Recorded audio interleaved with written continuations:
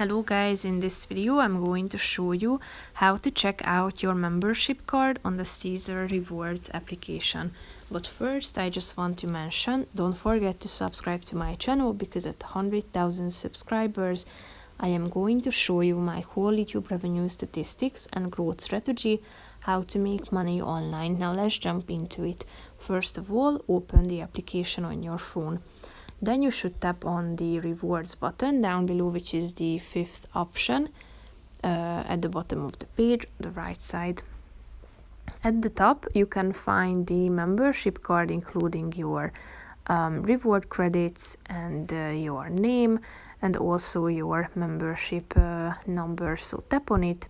Here you can find it, and below you can see the credits and basically all of the relevant information, and you can also check out the reward credits history at the bottom of this section. So that's pretty much it for this video, guys. See you in the next one. Bye bye.